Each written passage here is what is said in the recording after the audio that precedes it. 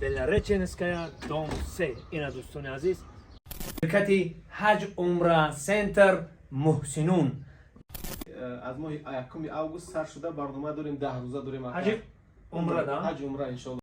نمیتواند بتوانم خیر بردم همچون جنگاور به خونه خدا میدروی حال به همه شد. سلام دوستان عزیز، برادرای قدردان و مسلمانان روی دنیا. این حال میدونید من کجا دعوت شدم؟ یک شرکت دعوت شدم که طول 10 ساله در خدمت ما و شما کلی مردم مسلمان رو به خونه خدا میبرند و میارند. شرکت حج عمره سنتر محسنون، یعنی که حج عمره سنتر در خدمت ما و شما مسلمان ها هستن برادرای عزیز.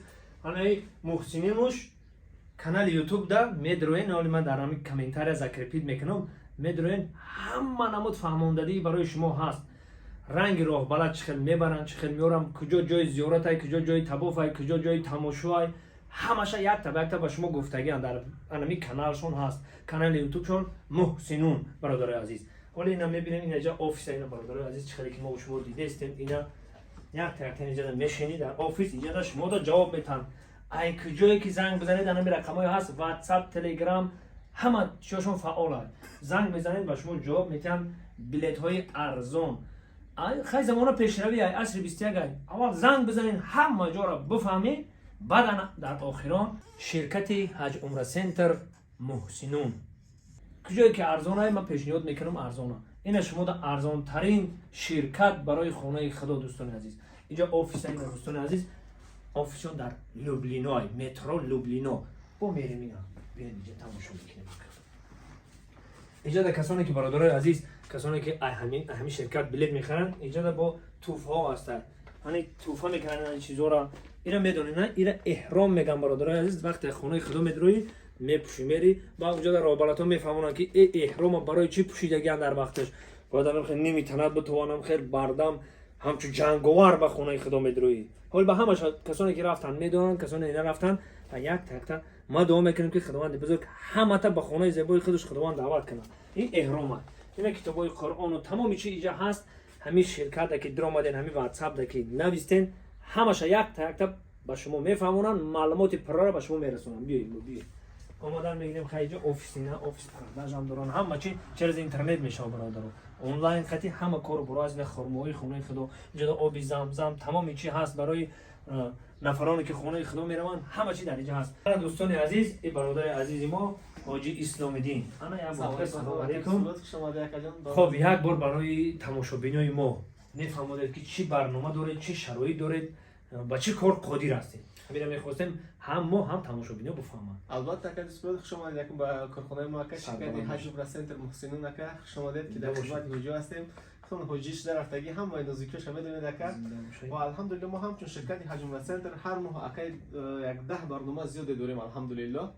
از ماه اوگوست شروع میشن برنامه هامون، حاضر که سیزن حج فرضی است، همه حجی حج فرضی رو میروند. بله بله. و ان شاء الله که ما حج همه حجیمون رو روان کردیم، همه برنامه پر شد و ان شاء الله که از ماه 1 اوگوست سر شده برنامه داریم 10 روزه داریم حج عمره دا حج عمره ان شاء الله. این میونن که این اکیدو نگاه کنید که 4 برنامه 20 روزه داریم، 3 تا برنامه 15 روزه داریم، 3 برنامه 10 روزه داریم. مثلا یو این که جا میشون اکادمی دولت ها اصلا برنامه ما از شهر مسکو هستند، بسیار برنامه ما و از تاجیکستان هم داریم، که از تاشکند هم داریم، حتی از تمام کل دنیا میتونیم با برنامه خود آدمان رو وای کنیم، سفربر کنیم الحمدلله که با آنها آسان شود.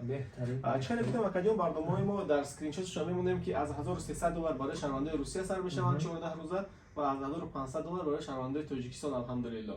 ان شاء الله که برنامه خیلی زیاد هستند. در همین واتساپ ما ان شاء الله یک سلام بنویسید، همه در خود برنامه ها رو با سنه هاشون با شما پیشنهاد میکنیم، خودتون اختیار کرده ان شاء الله در همون برنامه دلخوش شما رو سفربر کرده و بهترین طرز ان شاء الله شما به حج عمره روان مینماییم. بهترین این رقم‌های تلفنشون واتساپ دا بدارین با معلومات پرا را البته که میفهمونم برای شما. و این چنین اکید اسمراد برای همه پادپیشکنی که مثلا از کانال شما میبینن، از نام شما اکید اسمراد گام میزنن، الحمدلله یکم که در کانال ما نامنویس شود که کانال ما مقصدش که امین حج عمره و فرضی رو به آدمان تعلیم دادن که با یک مدنیت عالی یعنی با یک پراجری همین سفر عمره خود رو فرضی خود رو با انجام برسونن و اینچنین که از 100,000 پادپیس ایجاد گرفتیم یک چند نفر رو ان شاء الله نیا داریم 10 آدم رو و حج یعنی عمره سفربر کنیم از حساب شرکت رایگانه اینا این برادرای عزیز ما رحمت پادپیساتسا میکنن در کانال چون محسنون عزیزاتی ما سلکش میمونم پادپیساتسا کنین البته که برای اگر شما پادپیساتسا کنین حساب شما یک نفرم که به خونه خدا میروه یک درهم هم که باشه صدقه جاریه هم میشه ان شاء شما الله هم سفربر حج اجر شید این چنین برای همه پادپیشکان اکای دوست مراد از نام اکای کانال دوست مراد بیان ان شاء الله عزیزاتی ما احرام تحفه میشود برای حج مقصد حجشون کردن احرام عزیزاتی تحفه از نام شرکت و این چنین راهنمای حاجیان کتاب‌ها یعنی کتاب‌ها و دیگر مقصد همون پامیتکای حجیو میگن که با دعا و هم از ذکرای حج است که کاری حج مثلا حج شما بهترین طرز آسان و طور سبکی گذرد ان شاء الله. البته ما دوستان عزیز من یک چرا با شما گوشرس میکنم که وقتی که کانال یارو میدروین میبینین تماشا میکنین همه جای خونه خدا هست و فهموندگی که باید چیکار کردن در کار در کجا چی آیات میخونی در کجا چه قدم میزنی در کجا میدوی یا که در کجا میسی یا که در کجا چی گپا رو میگی همش هست. کسانی که نرفتن مرحمت پیگیری کنن کانال محسنون همه چی رو میفهمن آسان به خانه خدا میروند و آسان برگشته میان.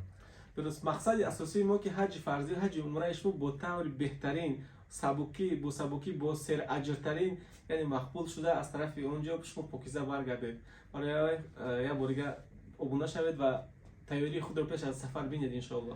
خداوند یار و مددگارتون دوستان عزیز در کجای باشید نباشید خداوند نگهبانی هممون باشه. سلامت باشید. سلام علیکم و رحمت الله و برکاته. خوش آمدید کاجا. بیاین یک بار من انیق آدرس ها رو شما نشون بدم بیاین اینجا.